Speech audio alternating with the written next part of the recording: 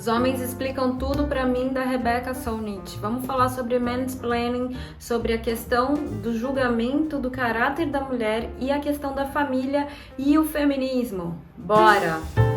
Esse livro aqui, gente, é um livro muito legal, é um livro bem fluido de ler, ele não é complexo e eu acho que ele traz muita informação interessante, tá? Ele também não é um livro escrito todo de uma vez, na verdade são compilados de textos da autora. Isso não é um livro que você vai ler, que você vai sentar e precisa ler tudo assim numa tacada só, não. Inclusive, se você quiser ler numa ordem diversa, dá super certo, tá? A autora Rebecca, ela escrevia para um blog e aí o texto dela sobre mansplaining fez muito sucesso, que é o texto Os Homens Explicam Tudo Pra Mim, e aí depois ela acabou escrevendo esse livro. Então vamos falar sobre esse primeiro tópico, mansplaining. O que é o mansplaining, né? O mansplaining é quando uma mulher fala um assunto e aí vem um homem, ele sente a necessidade de dizer algo que complemente ou que diminua o que aquela mulher estava explicando, o que ela estava falando. Ele tem a necessidade de explicar para ela aquilo mesmo que ela estava explicando. Parece meio confuso, né? Mas eu vou trazer um próprio exemplo do livro da própria autora, que é justamente ela estava, diz ela, né, num jantar com umas pessoas meio nariz empinado, assim, meio nada a ver para ela. E aí ela foi conversar com um cara e o cara começou a falar sobre um assunto que ela era quem tinha escrito sobre aquele assunto. E aí ele tava falando pra ela que ela não tinha entendido muito bem, que ele ia contar melhor pra ela e tal, mas ela tinha sido a autora do texto que o assunto se tratava. Ou seja, ela era a melhor pessoa para se explicar o assunto, para dizer o assunto. Só que o cara, né, não tinha condição de aceitar que uma mulher poderia saber mais do que ele. E aí, gente, a primeira coisa que a gente precisa parar e pensar e questionar e aceitar é que, assim, o machismo, ele existe, você querendo ou você não querendo, eu querendo ou não querendo, o machismo, ele existe. A nossa sociedade, ela vem sendo construída em cima do machismo, queira ou não queira. Ah, mas o meu irmão não é machista. Ah, mas a pessoa com quem eu me relaciono não é machista. Meu pai não é machista. Enfim, eu não sou machista, né? Eu, como mulher, não sou machista. A gente não tá falando de questões pessoais, individuais, e isso é muito importante quando a gente tá falando do feminismo, né? Não só do feminismo, mas como questões de outras minorias. Quando a gente fala de racismo, de homofobia, a gente também precisa trazer essa visão. Mas como a gente vai tratar sobre esse livro, sobre a questão do mansplaining, é muito importante, então, a gente fazer essa divisão muito clara. Você tem a sua vida, as suas questões individuais, a sua influência, tá? E aí tem o mundo. O mundo, ele existe. O mundo, ele existe independentemente da sua vida, das suas questões individuais e das suas influências. Quando a gente junta, né, esses dois círculos, vamos imaginar aí um diagrama de Venn. Quando a gente junta esses dois círculos, a gente vai ter uma intersecção. Então, a influência que eu provoco no mundo com a influência que o mundo provoca em mim. Beleza? O que a gente vai tratar aqui hoje, a gente vai falar do feminismo, mas um feminismo dentro da sociedade, do mundo. Então, independentemente da sua história, independentemente das pessoas que você conhece, ok? O machismo, ele existe. Enquanto a gente não aceita que ele existe, a gente não vai conseguir mudar isso. Então, aquilo que a gente não vê, a gente não pode consertar, a gente não pode curar. Inclusive, isso é uma frase até de médico, né? Eu vejo pessoas que são pacientes oncológicos e que esses pacientes, eles sempre falam essa frase, né? Que é melhor você fazer vários exames e procurar alguma coisa, encontrar alguma coisa, porque quando você sabe, você cura, do que quando você finge que não tá acontecendo nada. Então, é mais ou menos por aí, tá? Essa analogia a gente precisa falar do feminismo dentro desse ponto, independentemente da sua vida. A gente precisa ir além nesse momento. Existe um momento em que a gente pode falar do feminismo, sim, dentro da nossa vida, dentro das nossas influências, mas agora não é essa hora, tá? Então, se você nunca passou por uma questão de mansplaining, isso não quer dizer que não exista no mundo. Existe. E sem querer querendo, às vezes você já pode até ter passado por uma questão de mansplaining, mas por conta do patriarcado e do machismo ele ser tão extenso e tão forte na nossa sociedade, você pode nem ter percebido isso. Porque é muito sutil, acontece, a gente está acostumado e faz parte do nosso cérebro ele se acostumar com as coisas, né? Nós somos seres super adaptativos, então a gente se acostuma mesmo. Então isso pode ter acontecido com você, pode ter passado batido, você pode não ter percebido, mas o seu inconsciente percebeu. E o que a gente fala pro nosso inconsciente quando a gente traz isso?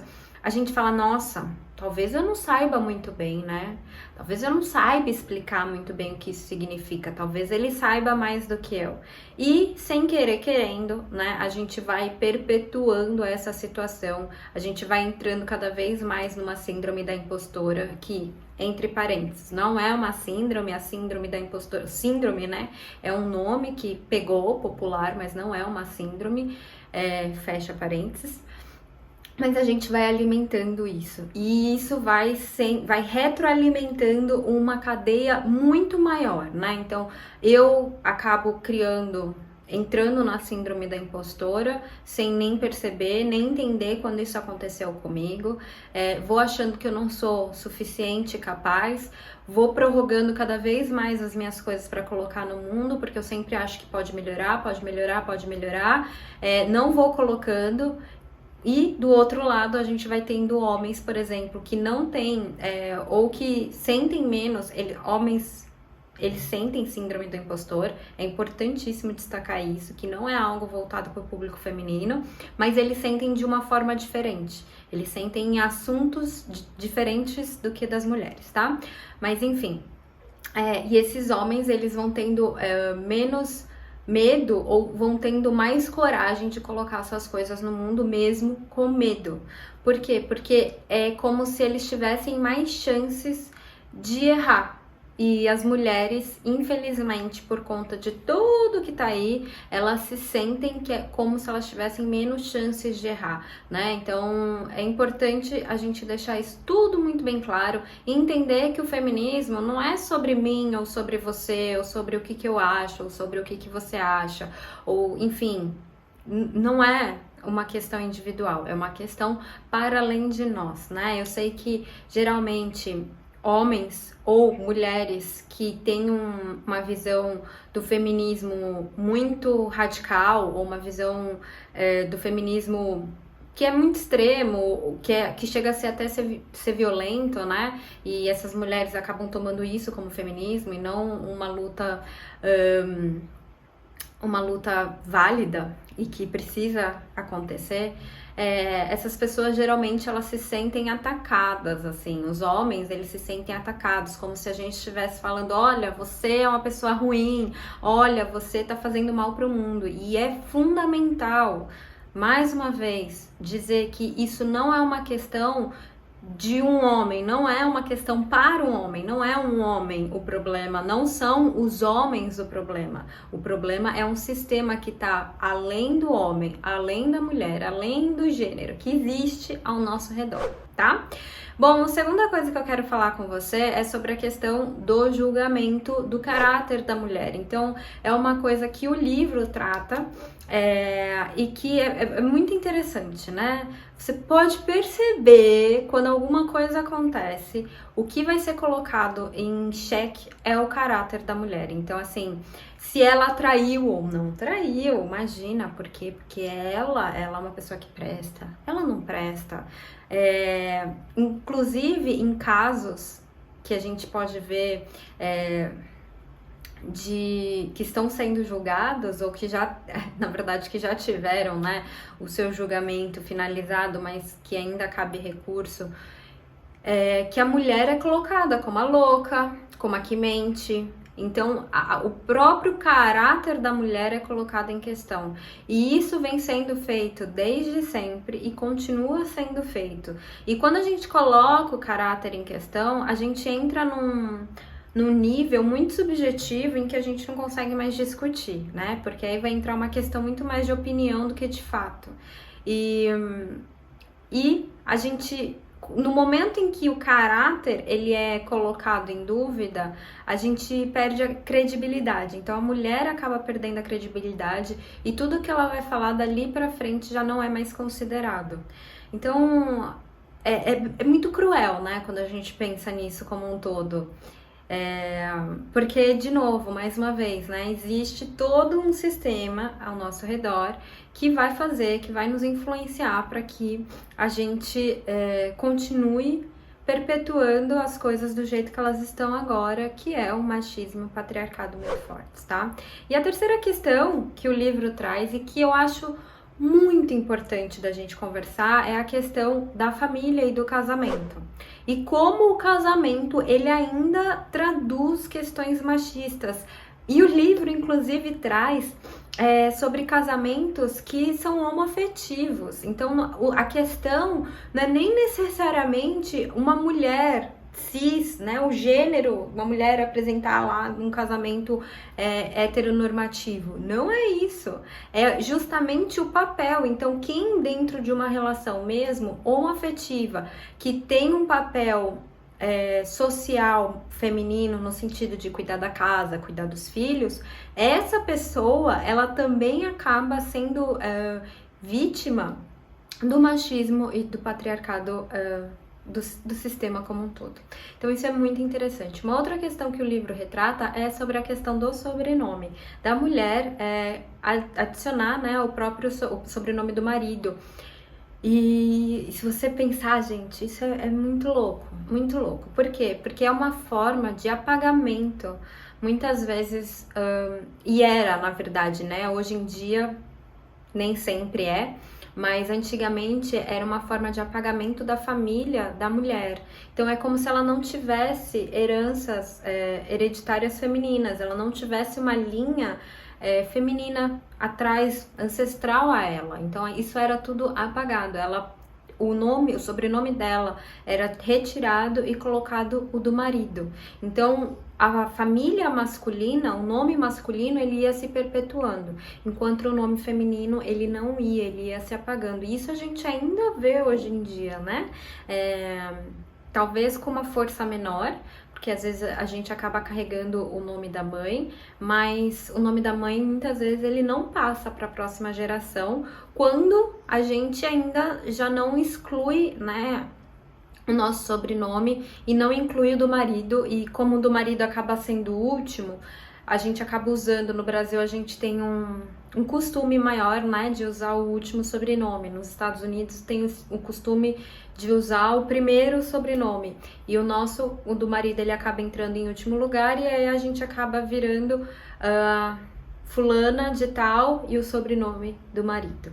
Então é como se a gente apagasse as nossas origens, e a gente tem que pensar sobre isso. Mais uma vez, né, um nome que é uma questão costumeira, uma questão tão rotineira pra gente, e que muitas vezes a gente nem pensa sobre isso, ele pode ser um perpetuador, algo que intensifica a questão do patriarcado, desse sistema patriarcal em que a gente vive. E em terceiro lugar, eu quero falar sobre a questão do controle sobre o corpo feminino, porque isso é algo muito poderoso. O que acontece, né? Se uma mulher ela pare um filho, ela tem certeza, e todo mundo tem certeza, que aquele filho é dela, porque foi ela quem pariu.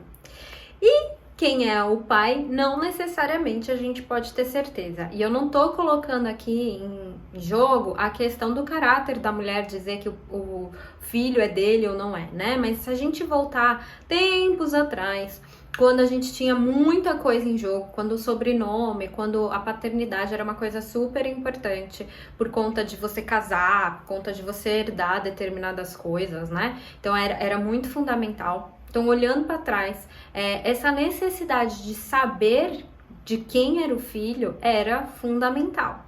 Senão o reinado ele poderia ser dado para alguém que era um opositor daquele lugar, né? Então vamos supor que Vitória tem um caso com Alfred, e Alfred ele é um rei, ou enfim, um príncipe de um condado que luta contra o condado em que Vitória mora. Então pensa, o filho dela vai ser um inimigo, entende? Então assim, essas coisas que são mais passadas, elas eram muito importantes, e foi se achando a necessidade de ter o controle sobre o corpo feminino. Legal, hoje a gente não fala mais sobre reinado, sobre herança, na grande maioria das vezes não é essa a questão, mas o corpo feminino ele continua sendo, né, o centro das atenções, e um centro das atenções em que muitas pessoas acham que podem controlar esse corpo e que podem criar leis que controlam esse corpo. E se a gente pensar em tudo isso, gente, não é muito louco? Eu acho isso muito, muito, muito... Parece distopia, sabe? Porque como assim, né? A gente vai controlar o corpo feminino justamente para saber se manter. Quem é o pai daquela criança? Se aquela mulher, ela de fato está com aquele homem, porque aquela criança precisa ser filho daquele pai, e a gente não pode acreditar na palavra da mulher, ou então, né, o caráter da mulher vai ser julgado, ou então a descendência desse homem vai ser colocada em xeque. É uma coisa, quando você pensa, um tanto quanto primitiva, né? E parece que a nossa sociedade ela já evoluiu muito, e talvez tecnologicamente falando ela tenha evoluído, mas algumas questões elas permanecem muito básicas ainda, né? E o livro ele fala sobre isso, sobre a importância da gente repensar essas questões familiares, sobre a gente repensar essa questão do corpo da mulher sendo controlado desde muito tempo e até hoje, e sinceramente ainda sem a gente ter uma grande esperança de que isso mude no futuro próximo. Bom, esse livro aqui é para você, se você quer saber mais sobre mansplaining, se você se interessa pelo feminismo, não importa se você é homem, mulher, trans, cis, enfim, sua orientação sexual, sua raça, eu acho que é um livro muito interessante de ser lido. Ele é um livro muito rápido, fácil de ser consumido, ele não tem uma linguagem complicada, e ele traz algumas questões interessantes da gente pensar e da gente repensar na nossa vida. Esse livro não é para você se você por acaso não acredita que o feminismo ele é importante, ou se você ainda está muito fechado para essa questão do feminismo e acha que o feminismo ele é agressivo, ele é levantar a blusa e mostrar os peitos no meio da rua, né? Ou então achar que o feminismo é só sobre mulheres que querem ser CEOs e não sobre mulheres que querem ser donas de casa, ou então que o feminismo é contra os homens. Se você tá muito fechado sobre isso e você não quer mudar a sua ideia, infelizmente esse livro não é para você. Mas se você pensa assim e você gostaria de ver outros pontos de vista, super aconselho, porque vai ser uma fonte de informação muito legal e muito bacana, tá? Bom, muito obrigada por ter assistido o vídeo até aqui. Comenta, se inscreve no canal, deixa seu like. Eu vou adorar continuar batendo papo com você sobre esse tema, e a gente se encontra no próximo vídeo. Um grande beijo, até mais, tchau, tchau.